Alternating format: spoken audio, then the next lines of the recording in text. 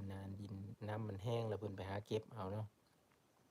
ได้หลายนะได้เป็นกระตาพุ่นนะทุกคนเห็นเพิ่นไปเก็บประมาณนี่2-3 วันหลังนี่แหละเนาะ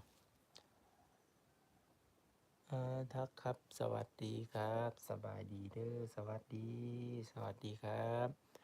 แล้วก็เฮาไปเป็นกำลังแห่งเจอเฮิรนน้าบ่าวของแอดมินเนี่ยเด้อชื่อช่อง YouTube เพิ่นว่าพาเที่ยวเป็นภาษาไทยเนาะเพิ่นก็มาจากประเทศไทยไปทำงานอยู่พุ่นเนาะเป็นคนเขมรเหรอไม่ใช่คนเขมรครับเป็นคนลาวเทิงครับเป็นคนลาวเทิงอยู่ประเทศลาวน้าบ่าวของแอดมินนี่แหละเพิ่นไปทำงานอยู่ประเทศไทยเนาะไปบ่ฮอดปีไม่ถึงปีแต่ว่าพ่ออยู่บ้านป่วยก็เลยกลับมารักษาพ่อกลับมาดูแลพ่อเนาะ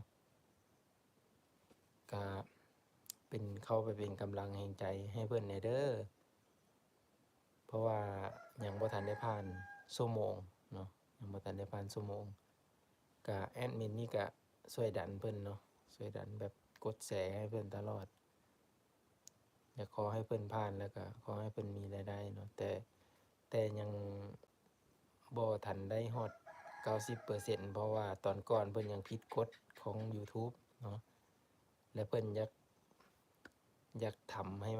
มันผ่านกฎแหละว่ามันจะอนุมัติให้ยืนยันทุกอย่างบ่นะแต่ว่าตอนนี้เพิ่นก็ยังดูแลพ่อแบบตอนเช้าแม่นเพิ่นก็จะเอาเข้าป้อนข้าวเอายาเนาะก็ทางแอดมินนี่ก็ไปช่วยเพิ่นอยู่ในบางครั้งคราวเนาะเพราะว่าเพิ่นมาแล้วก็คอยแบ่งเบาภาระกันไปนะทุกคนคอยช่วยเหลือกันไปอากาศดีบ่ทางนั้นสมพร 4H3 Channel ฮ้อนบ่แม่นตอนเช้านี่อากาศร้อนมื้อนี้หั่นอากาศร้อนแต่เก้านี่ตื่นมาตอน4โมงนี่จนบ่อยากตื่นนอนเพราะว่าอากาศมันเย็นมื้อนี้อากาศร้อนแอดมินนี่ก็เลยลุกมาต้มน้ำต้มน้ำสิได้สดน้ำร้อนๆอุ่นๆยามเช้านะ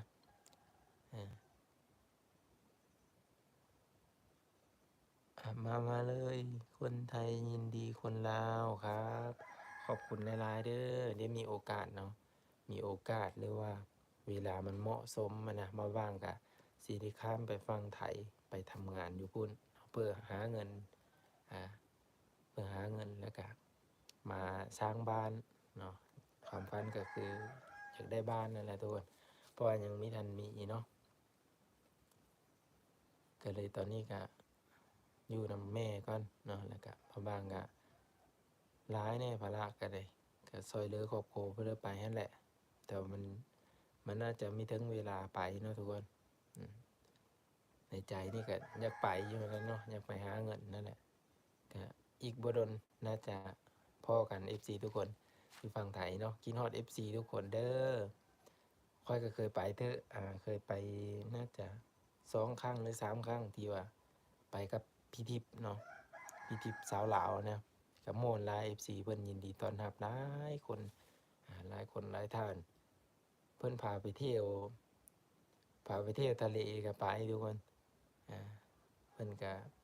ช่วยเหลือในค่าใช้จ่ายเรื่องต่างๆที่พักเพิ่นก็ช่วยโอ้ดีเจอหลายคนไทยเป็นคนมีน้ำใจนะทุกคนเนาะเพิ่นมีทีมกันเนาะเห็นแบบนี่แหละตัวอย่างคือเอาเฮ็ด YouTube นี่ FC ฝั่งไทยนี่80ปลายเปอร์เซ็นต์เลยที่เรามาติดตามแอดมินเนาะที่เรามาติดตามแล้วก็ให้กำลังใจด้วยกันกดไลค์แล้วก็คอมเมนต์ต่างๆนะ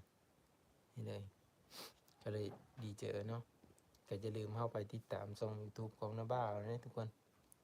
พาเที่ยวเนาะเบิ่งเดียวพิมพ์เลยมีรูปอยู่แต่มันขึ้นรูปไม่ได้